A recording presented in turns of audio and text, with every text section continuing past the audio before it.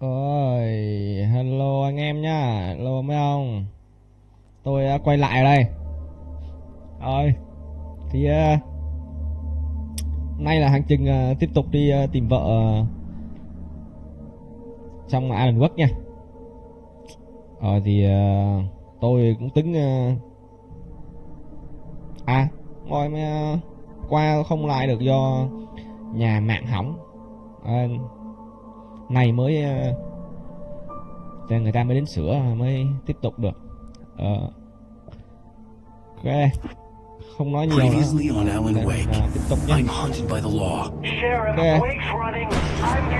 Are you seriously telling me that writer just took out my deputies? A thriller I supposedly wrote is coming Quên chứ. true. The genre Nay of the story seems to be shifting. ông thế nào rồi? It's turning into a Vẫn ok horror chứ? story. I was told that Alice had been kidnapped, but that was a lie. We don't have his wife. We don't know where she Có is. gì Our purported kidnapper was eaten vui up by không? the dark presence Có before gì it buồn hay nào? attacked me. Có thì hãy chia sẻ ngay với tôi nha. Quên nữa thì mọi người thích thì hãy cho tôi một like, một subscribe trên kênh nha. Tôi có thêm động lực nữa. Baby, Mạnh chặt cả mình. Vợ này, con vợ của mình này. Hartman, I fell. I Hay had to tôi give you a mặc áo thun nhá. Bình thường tôi là theo đuổi phong cách áo ba lỗ. Nhưng mà Right now, it's very important that you stay calm. giờ tôi cần I want you to have anh another hết sức endless. bình tĩnh. Chúng tôi công an lại cả biến chứng. Giờ anh đang là bệnh nhân tại bệnh viện chúng tôi. Cái chết của vợ anh nó làm em bị sốc nặng. What the fuck? Vợ mình chết rồi. No, you lied. You're suffering from various symptoms of undifferentiated schizophrenia. it's okay, Alan. Just let go. Đúng rồi, để nói tiếp bạn. Dạo này thì nhà tôi đang đến mùa mưa rồi, lạnh lắm, mà áo ba lỗ chịu không nổi, là phải mặc áo thun cho đỡ lạnh không. Ngoài lèm chút. Bây giờ quay lại câu chuyện thì tôi có đọc thêm một chút xíu về cái con này, thì là nội dung mà nó cũng dựa theo cái trong Hartman đã tin mình không phải đi nhiều cái khác như vậy, những kẻ mình đã thấy trên TV không thể tập trung. Giờ như tù nhân phải có cái đường khác đi nha. He kind of presents himself as a pop psychologist to the stars, but that's kind of a ruse. He just wants creative people in so he can exploit them. With Wake, of course, he resorted to a little more drastic measures. He pretended to have kidnapped his tôi thấy ok wife, đâu ơi. fished Tôi him thấy out of con a Leyland đi lake, cùng ông. tried to Rồi, convince tôi him that he tôi was nghe được schizophrenic. to và rõ ràng. It doesn't end very well for Tôi him, có but tiến triển. Anh it's rất a kiên fine cường, ending for him. Alan. Tôi hiểu anh We have đang a lot rất of bối rối. backstory for this guy, and I'd Tôi lo love là to anh go vẫn đang nghi more with ngờ, him in the cũng khó future, trách but được. of course, we don't exactly leave him feeling very well at the end of this. Là tốt. Giờ đi cùng tôi, chứ tôi sẽ giới thiệu anh về bệnh viện và sẽ kể cho anh vài điều để anh nhớ lại Writer trước không khí trời. Đảm bảo anh sẽ thấy khá hơn. Ok bác sĩ ơi, đi theo bác sĩ Hartman. Ok, ông này hồi nãy hôm bữa ở trong đồn ai mình đấm ông mà, ở đồn cảnh sát mình đấm ông mà. Đấy, cái mũi ông gãy rồi kìa, đấy. Mình thấy không? Dành cho bệnh nhân đa phần họ không có lời Jack đại dân họ.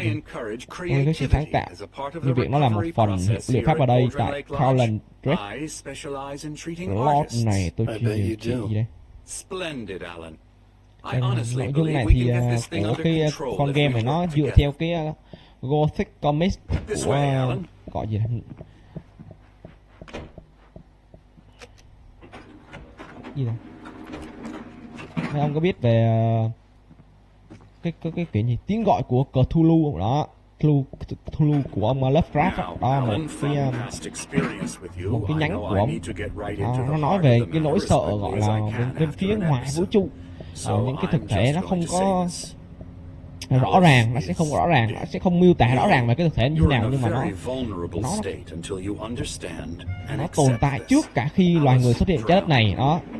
Xong rồi một vài yếu tố thì khi giống nó là phải sống ở dưới đáy của đại dương, của những cái những nơi sâu thẳm đó. Chủ yếu là cái thể loại kinh dị đó, nó đánh vào nỗi sợ con người này, những nỗi sợ về những vùng nước sâu thẳm. Loài người mình không biết có gì ở bên dưới cái tầng nước sâu đó. rồi những giống loài khổng lồ đó, ví dụ như là hồi lâu có cái gì có đồng Loch Ness ở đó đấy. Cái đợt đó báo cái năm ngày xưa hồi tôi còn nhỏ, báo nó hay đưa về cái thông tin đó. Built in the turn of the century, it is an imposing building.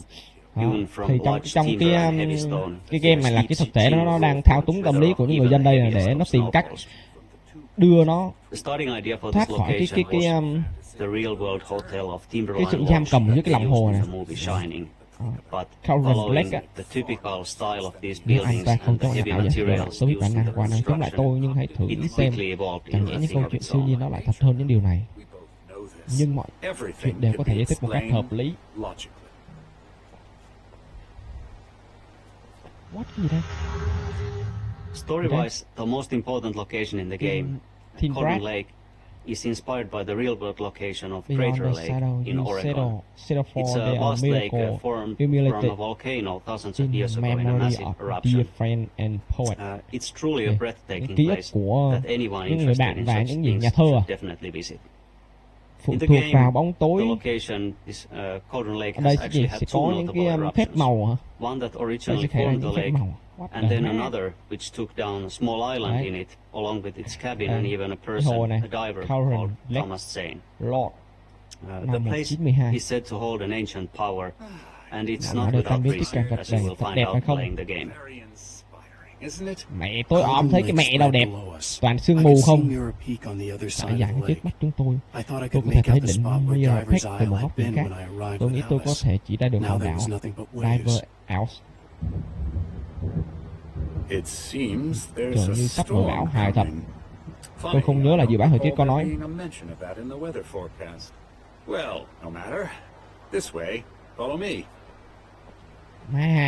Đó mà đẹp không? Anh là những gì tôi nói với anh đó là đã có tín hiệu tốt.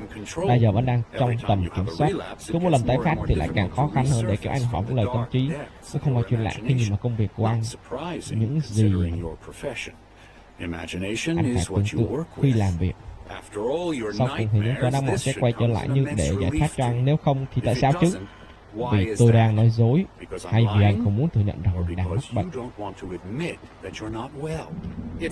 Tôi đéo bị bệnh ôi, hoàn toàn tự nhiên nếu anh vẫn nghĩ tôi là kẻ thù. Anh bảo đó là vậy, cuối cùng thì có tôi. Ông này nói nhiều vãi lìn thề. Tôi phải bấm móng tay vào lòng bàn tay để giữ mình tập trung đó. Mẹ, chắc nó muốn khùng với ông này. Đấm mẹ mày. Ông nói nhiều quá. Tôi xúc cũng mệt đó. Giúp cũng kịp luôn. Mẹ, cái đéo hết. Hình như cái này giống má mày bị tâm thần vậy lìn. Nói đây. Má lìn này. What the fuck? Má lìn này. Má gớm vãi lìn. Còn bà lìn này đi đâu? Bà nào đây? Chính là ác mộng. Các người sợ ta chắc chắn sẽ không muốn thấy ta lúc buổi chiều đêm đâu. Emerson. Con vợ này tao đấm cho bây giờ. Muốn ta đi các người sẽ không còn sợ nhưng không. Emerson.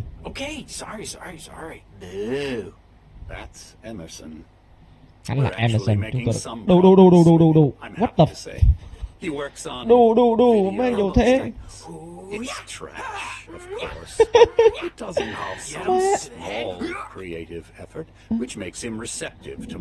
Cái thế gì vậy? Đổ hết thằng này đến bà này. Tha giùm tôi đi. Má cho tôi ra khỏi đây đi. Chỗ này điên vãi lìn. Em phải đánh trưởng họ. Nó như công cụ trong liệu pháp điều trị anh. Nếu như khá hơn, anh nên viết tiếp. Dạ, có gì vậy? Chào mừng đến với Cauldron Lake. Chúng tôi ở đây đã đưa cho bạn những cái sự giúp đỡ đặc biệt mà bạn cần. Tuy nhiên, gì đây? Làm ơn hãy tuân theo những cái chỉ dẫn này, yêu cầu những người bạn và gia đình có một cái lịch trình để thăm trước khi gì để chắc chắn rằng họ không có gì interfere with you. Therapy là kiểu như là gì đó, chẩn đoán hả? Mặc dù vậy, làm ơn hãy tôn trọng những bệnh nhân cần những cái sự riêng tư, những không gian riêng tư á, đặc biệt là khi họ họ bị bao quanh bởi những cái quá trình mà họ tưởng tượng ra, sáng tạo ra. What the? Tôi không dịch. Khắp khớp đang như tôi có một cơn bão đang tới. Ôi, một cơn bão.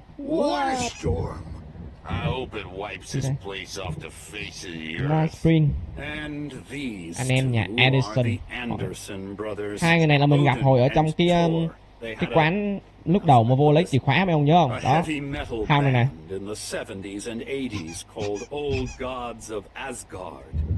They even adopted new first names to complete the image of Viking gods. After the band broke up, they lived on a farm nearby.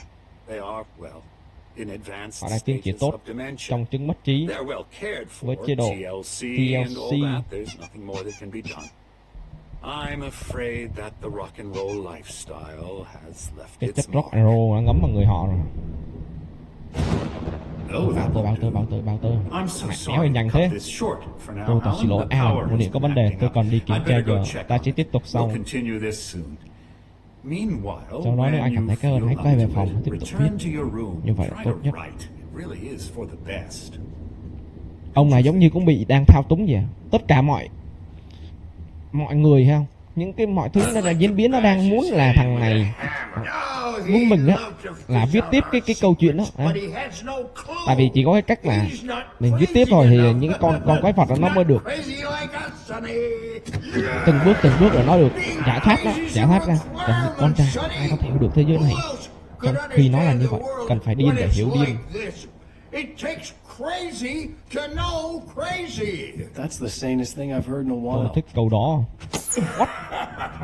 Say, you're all right, Tom. Hey, we like him, don't we, bro? He's got to go to the farm. The Anderson farm. Trại nhà Addison. Valhalla.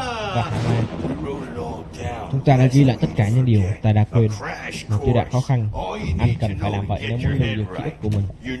Anh cần tìm những tin nhắn. Này con trai, tôi gọi thư cho anh, cho anh thôi. Đừng cho lũ quái vật nó biết.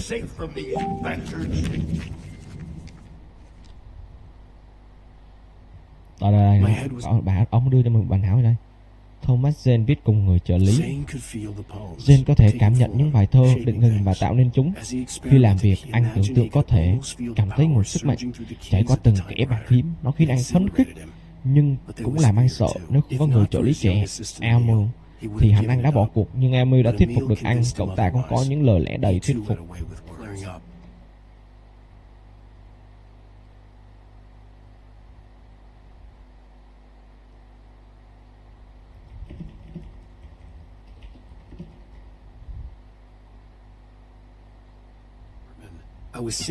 Đầu tôi trống rỗng, hoặc là theo như Hartman, tôi lại chìm vào trong ảo tưởng. Tôi đã tin rằng ông ta nói dối về mọi thứ. Điên hay không, những điều anh em nhà Addison. Ủa, đừng đéo đi được, chỗ này là đặt rồi nè.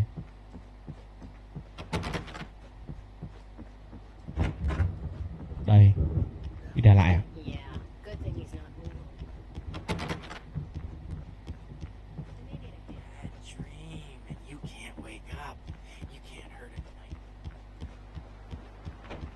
Quay về phòng à, quay về phòng.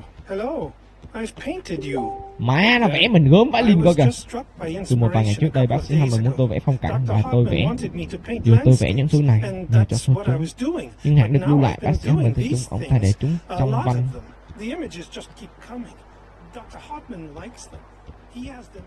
Trong văn phòng. Mẹ Phong ở đâu? Cảm ơn ông nha. Tôi té trước đây.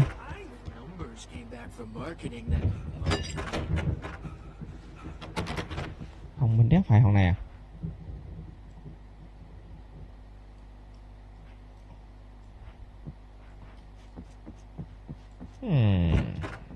Thế thì chắc là ở đâu đây rồi. Kia phòng bạn. Đây, có cà phê kìa. Đó. Bọn nó đang muốn điều khiển mình để mình biết.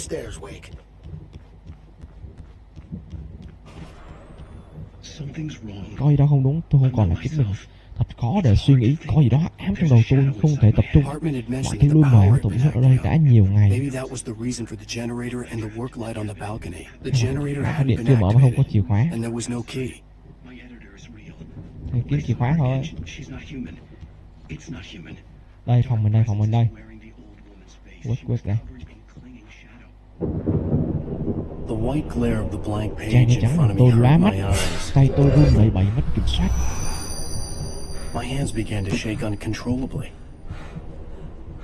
Tôi hướng nào sau lưng mình kìa. Bỏ xuống. Rifle. Rock and roll, thủ đô của mình. Nè, này. Tôi đến xem có chuyện gì, anh cứ làm nhiệm vụ của mình được chứ. Các chiến binh, các tín đồ, hãy tìm lại giấc mơ của chúng ta. Tại sao lại thế nào? Đây rồi. Tìm hiểu tiếng hồn. Chứ có thì để tôi qua mấy phòng này có gì không? Sao lại cho vô phòng này mà đéo có làm gì nữa?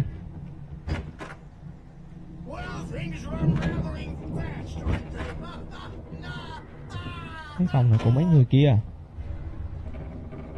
Bắt đầu rồi đó.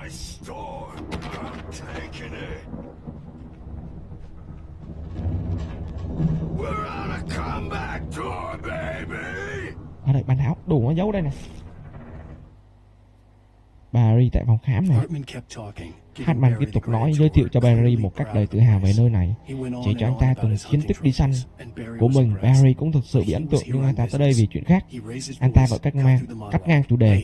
Này Hartman, Al đâu rồi? Hartman dừng lại giữa chừng, bất mãn vì bị ngắt lời. Ông quay sang gật đầu với nhân viên bảo vệ đứng gần đó. Tôi đó cười và tôi vỗ lên vai Barry. Đây thằng trợ lý của mình sau khi mà mình bị bắt tới đây nè. Đó, bắt đầu đi tìm mình.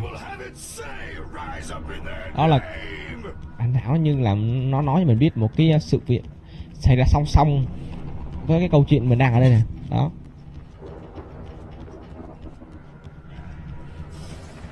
Ok, để tôi đi xuống thì tìm hiểu tiếng ồn nào. Ok nha. Đâu rồi. Bất tập.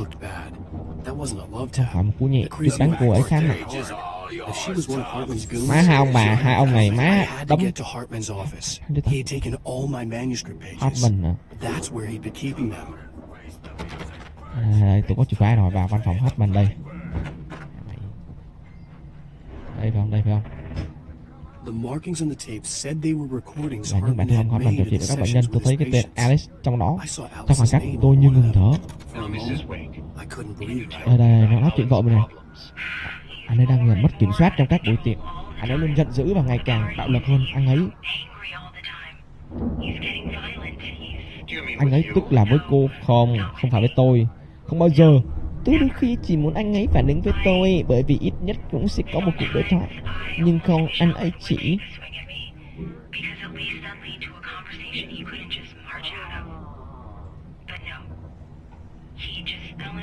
Anh ấy không thực sự ngủ hay làm việc, không viết lách. Anh ấy ngồi đó hàng giờ và chán nản. Tôi cũng không thể nói chuyện với anh ấy. Thấy có một cái chàng màn áo được kìa. Tôi nghe cô đã nói gì khi hai người trò chuyện.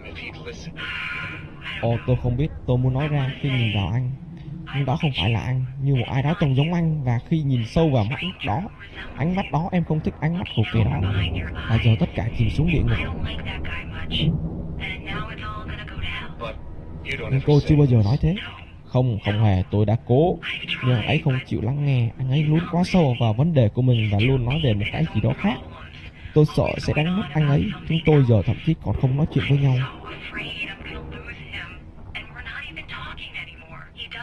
Anh ấy không để tôi vào nữa. Anh ấy còn bỏ tôi ngoài bóng tối. Tôi thấy cô đơn ngay cả khi anh ấy ở nhà. Hãy giúp tôi, bác sĩ. Tôi bế tắc rồi.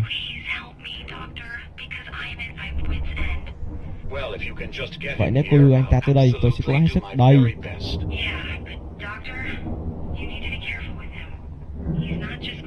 nay sẽ không lắng nghe và đó là người cứng đầu nhất tôi từng gặp đó. Đây là cái đoạn ghi âm lúc mà đó, cái lúc mà vì sao vợ mình nó sắp xếp để mình nghỉ ngơi ở đây này, xong rồi nói mình đến gặp bác sĩ này này, thằng Hartman này đó. Đấy, Mốt làm Hartman thất vọng. Hartman không vui, Mốt có thể đọc được trong mắt ông ta. Hắn cúi mặt xuống, hắn biết mình đã làm nóng chuyện. Sự xấu hổ vì thất bại thật khó chịu. Hắn đã không cho West nói cần thêm thời gian và hắn ra hạn luôn 2 ngày. Quá ít đối với West, chỉ để chứng tỏ hắn làm chủ, nhưng đó không phải kế hoạch của Hartman. Mốt là cái thằng mà mấy ông nhớ cái thằng mà giống như mặt nổi giống Lâm Tặc không? Đó, cái thằng mà nó kêu nó bắt cóc vợ mình, nó cho mình 2 ngày, mình viết cái bản thảo đây là thằng Mốt đây nè. Thằng này hình như toàn hành động theo kế hoạch của Hartman nữa, của bác sĩ này. Ông này má, ông bác sĩ cũng hơi khúc mắc đó nha. Nhân viên đứng bên ngoài nhà nghỉ, kẻ đứng bên cạnh Hartman, hắn chính là kẻ bắt cóc đó. Hartman đã lừa dối tôi từ đầu. Nó lừa là mình bị tâm thần. Nó không, nó chẳng qua nó muốn bắt mình để ở trong cái phòng đó để mình viết bản thảo, để nó có được cái bản thảo đó đó. Nó muốn thao túng. Nó bị xâm chiếm bởi thực thể kia rồi, nó muốn thao túng mình để mình viết bản thảo cho nó.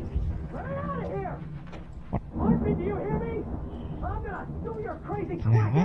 Thằng nào này? Đấy. Đây rồi. Man, am I glad to see you. We need to get to Hartman's office. It's right next door. You okay? Yeah. I mean, no. The cops Tôi found me a xin room. tới tôi. Đây, má bản thảo một đống luôn nè. Đó. These were all the pages I had. Trang tôi giữ và nhiều trang khác nữa. And more.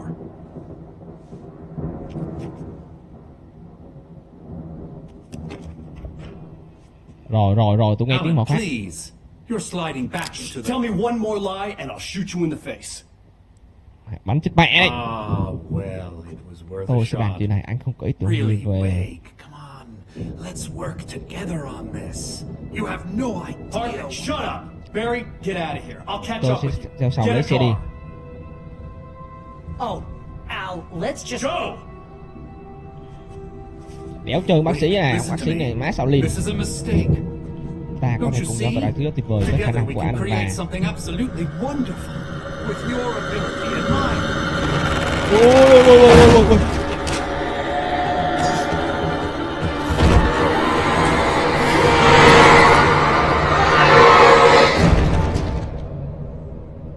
Đấy, thì con mẹ thật là bóng tối kìa. À đâu, sao thằng Lin em lại mỉm cười? The fuck? Haunted House sequence went through a lot of iterations during development.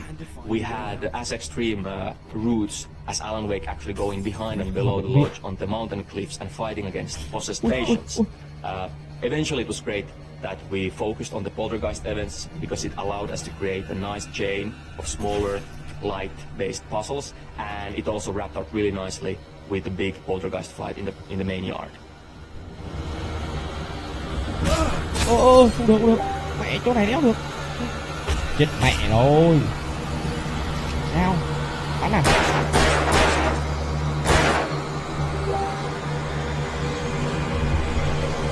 Ôi, má lỏ rồi. À, đây. Rồi. Còn mẹ nữa chứ.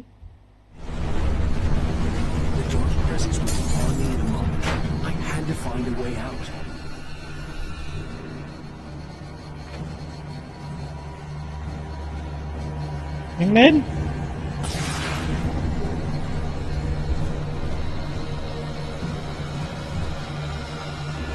Mẹ đeo. Bỏ nhanh lên. Gì vậy?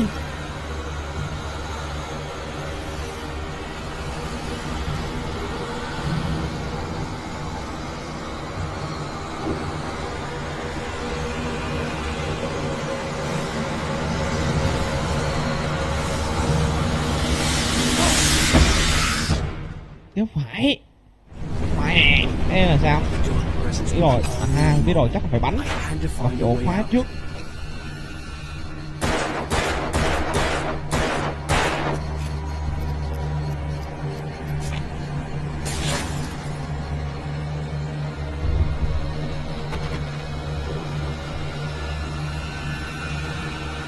Đây rồi. Đấy.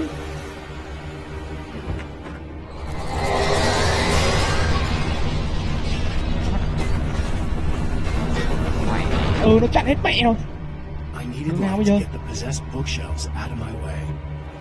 Tìm mà tủ sạch sao? Hỏi sao? Chết mẹ rồi. Có đèn pin đéo đâu mà rọi. Lên lầu không, để tôi lên lầu không? Tìm có đèn pin không? Đây. As the Dark Presence attacks the Lodge, we are seeing an escalation in its power and aggressiveness. Maybe even some frustration. It's now been chasing you for quite a while and with little success. And now that you are on its home court, so to speak, it's literally throwing stuff at you left and right. It's a good thing that the Lodge is built to handle heavy storms, or otherwise it might come crashing down on you with all the furniture that's lying around. This scene is kind of like an action puzzle where you have to react to fast-changing conditions and find your way out of the building before it's too late. Fans of Max Payne 1 might have a fleeting sense of familiarity.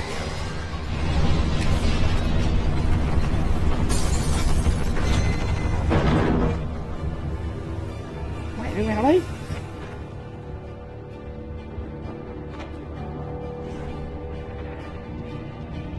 Không có cái đường này chứ mấy. Đây.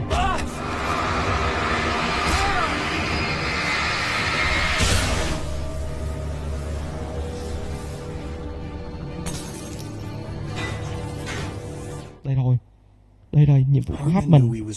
Hartman biết ông không phải là một nhà sáng tạo.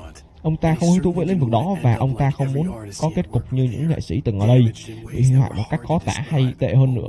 Quá đủ cho Hartman khi là một người kiểm soát và điều khiển sự sáng tạo, hay gọi là một nhà xuất bản, và nó là cần thiết với những con người ở đây. Tất nhiên những kẻ này đôi khi rất thất thường. Chắc nó muốn Hartman nó muốn dụ mình viết đó để bảo này nó xuất bản. Nó muốn lợi dụng mình. Việc này đâu? Nhưng mà đéo đi được đây.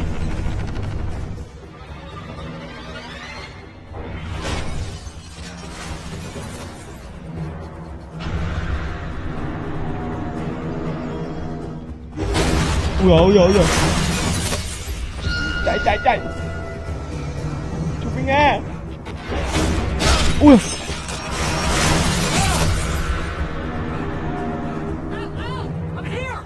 Cứu tôi. Cứu tôi Barret ơi. I found the car, but the gate's locked. You're gonna have to go through the hedge maze over there. Barry, I don't have a light. Take this, Al. Đây, đưa tôi. Oh God! Look at the house,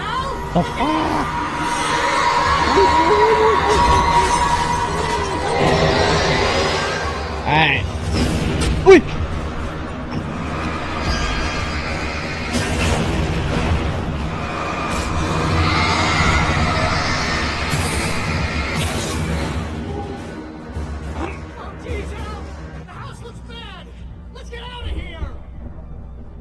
Tường đi chơi.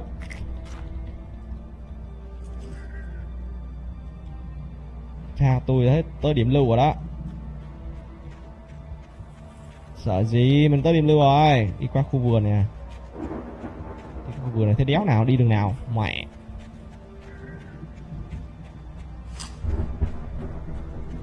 Đây à? Đến ngoài nè. Originally, the hedge maze actually was a circular shape. It looked great. Chỗ này giống mê cung quá nha. And everything was pretty good as long as you actually didn't go in there. But playing a maze with all the corridors in the various curves just didn't really work. And we then went with this more traditional setup. Ôi. Con vợ này. Đừng tin Emil hả? Con vợ này.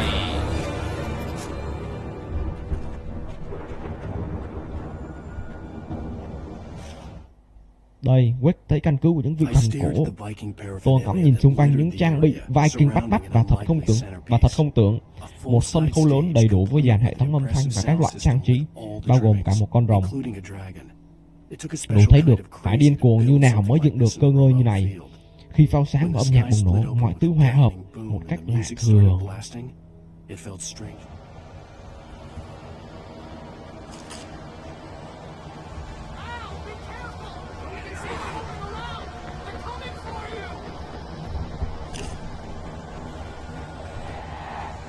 Ai con vợ này. Ai đấy?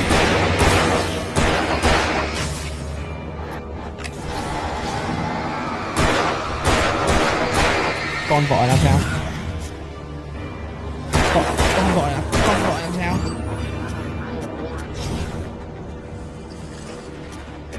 Ôi chết mẹ rồi.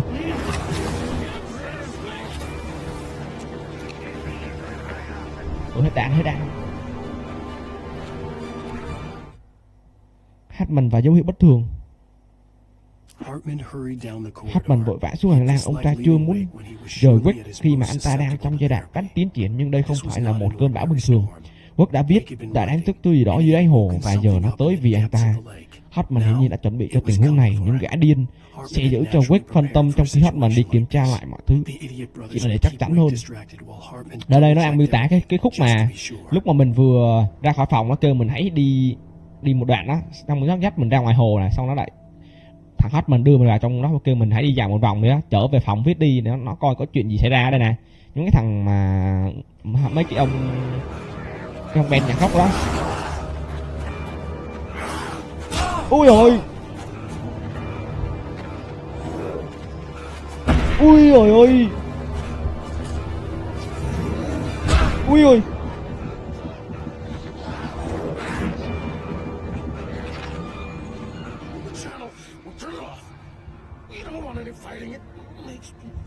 Nào nó kêu gì tắt tivi rồi gì vậy? Mày thế mẹ, đạn có mấy viên, bắt một solo mấy thằng khốn kia. Đồng quá, bắn không lại rồi. Cái gì vậy? Nào, giúp anh ngủ ngon lành. Thằng áo ở đây. Sao? Ôi mẹ nó con cạ này.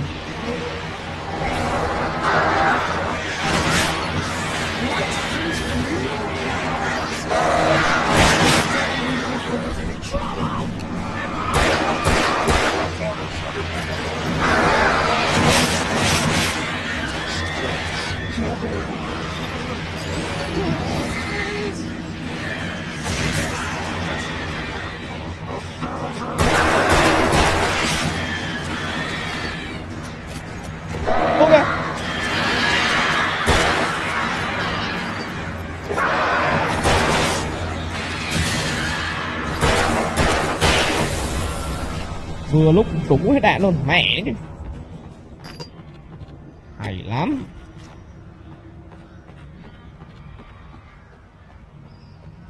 Từ nào nữa, mẹ đây bố mới cân hết. Đùa đấy.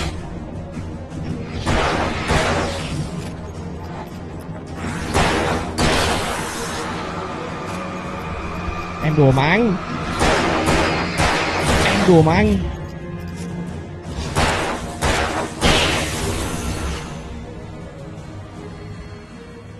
Đùa mày đến thật à? Mẹ còn một viên này, chơi gì?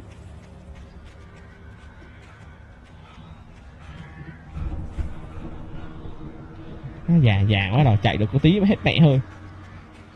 Đây rồi, điểm lưu rồi. Đây, tôi dạo qua đây có gì không? Đấy, phải thế chứ. Mày có đạn này, có bản nào? Một là nhiệm vụ này. Một bên Quách thông minh hơn hắn. Quách có tiền, có vợ đẹp, có mọi thứ, và Hartman nói Quách là quan trọng. Rõ ràng là Quách hơn hắn, nhưng giờ Mott đang thấy một tay súng, hắn nghĩ Quách sẽ phải rên rỉ và dằn vặt trong đau đớn thay vì sẵn sàng chiến đấu như vậy. Mott đã biết điều gì ẩn dưới vẻ bề ngoài đó. Nếu hắn thực sự Nếu thực sự hắn là kẻ bắt cóc, Mốt chỉ nghĩ đến thôi cũng rùng mình.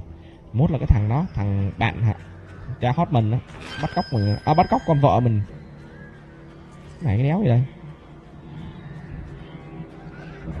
Kiểu khu vườn nó làm mấy cái này để dây leo này nè. Ôi ôi.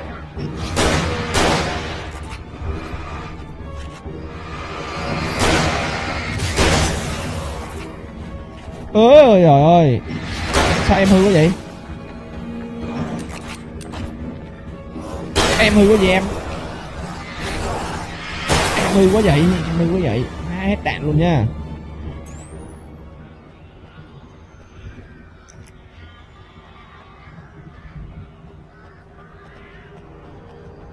Búm hết đạn đấy. Ô ô Lin.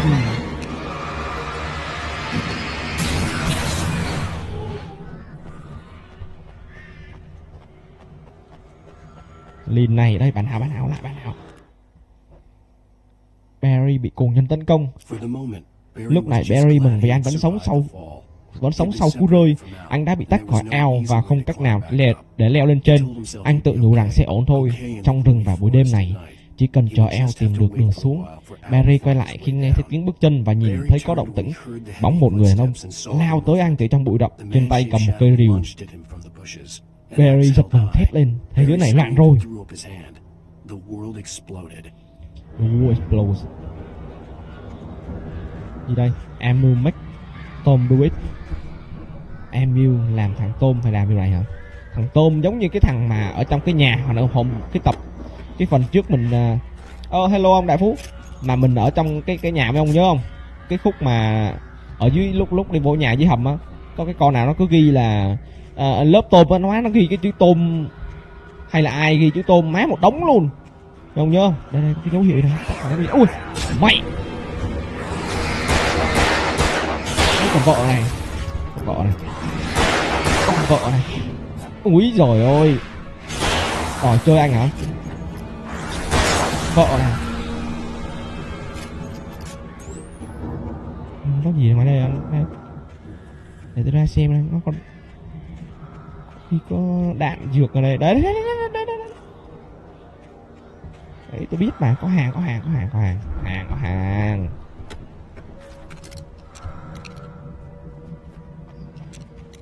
Đạn pháo sáng à.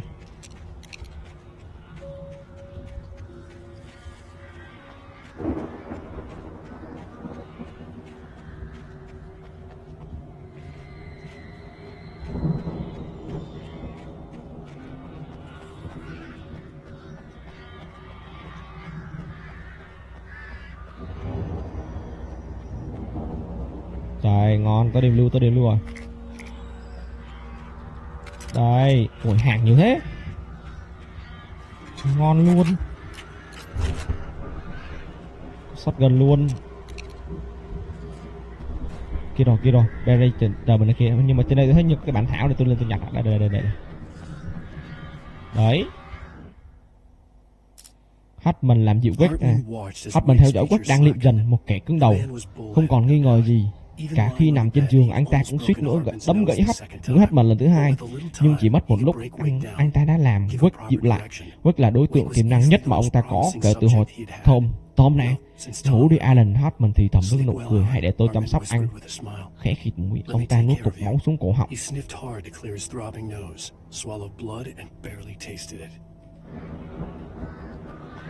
Đó, cái khúc đầu mà nó kêu là mình bị tâm thần rồi đó, hãy nghỉ ngơi đi đó. Đó.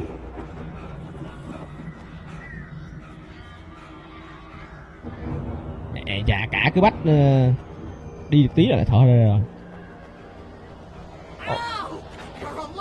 Mở cửa tôi đi Barry ơi. Vãi cả maybe. Xua đi chứ.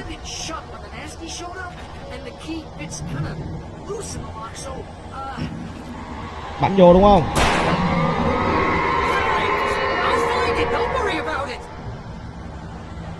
Mẹ, đi tìm nhanh lên. Chết mẹ rồi.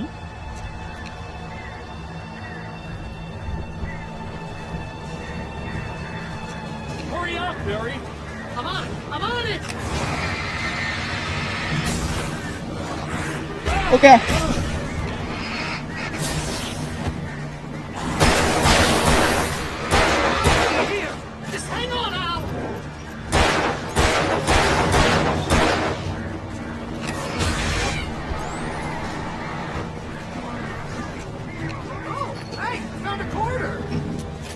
Ôi, ông bạn đây.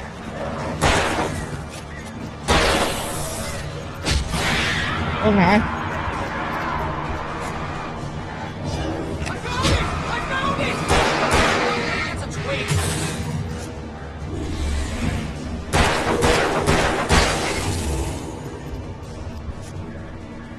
Ngáo à.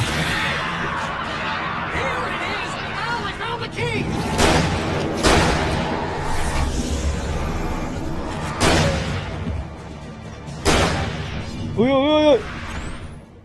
Ngon. Mẹ. Tí thì chết đi. Ui. Làm ơn nói với tôi là ta đang đi hướng tới cái biển. Bạn đang rời khỏi Rifle. Hẹn gặp lại đi. Đây, tôi nông trại Edison. Tôi biết anh sẽ nói gì nhỉ? Tôi nợ. Anh nợ tôi cái đống thời gian chuyện này. Khi chuyện này xong, nếu tôi làm được, không có tầm nói gì. Âm trầm. Tôi sẽ đền bù một chiếc giường tắm nắng. Và tôi sẽ ở đó.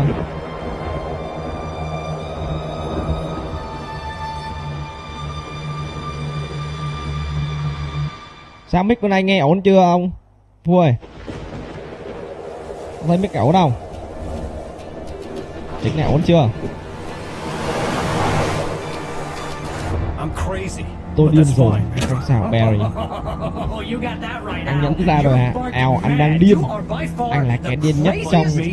Nhưng thật khó tránh khỏi khi đối mặt với những thứ như vừa rồi. Nó đã xảy ra với anh.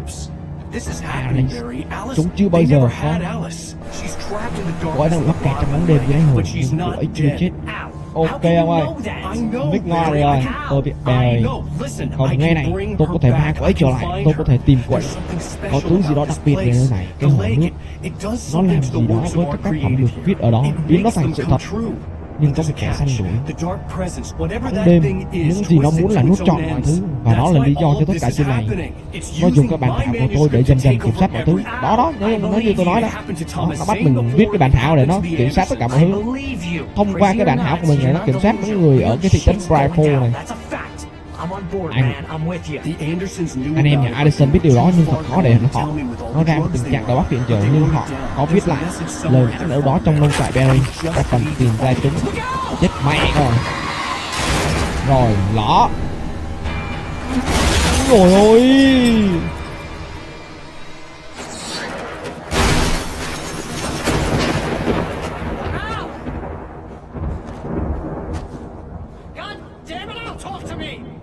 Kia, cái đoạn mấy ông đó đây, cái này là cái khúc tiếp theo của cái bản thảo này mình nhặt nè.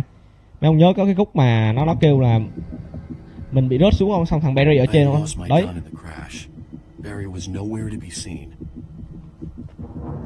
Xuống trong xe rồi, bây giờ chỉ có xuống dưới xe. Ok để tôi chỉnh nè.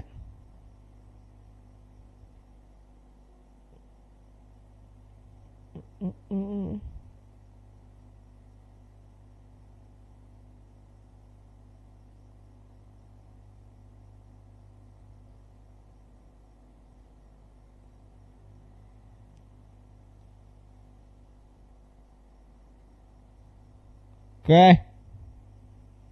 Rồi, tôi chỉnh rồi đó. Ok chưa? Oh man, anh vẫn ổn. Gì? Thật đừng thấy giọng anh, tôi cố rời khỏi xe nhưng mà đất đâu rồi? Mẹ đọc đéo kịp. Má chữ dài quá. Tôi đã qua hội cây không thấy gì cả, nhưng có đường trang đèo xuống trông như một bức tường vậy.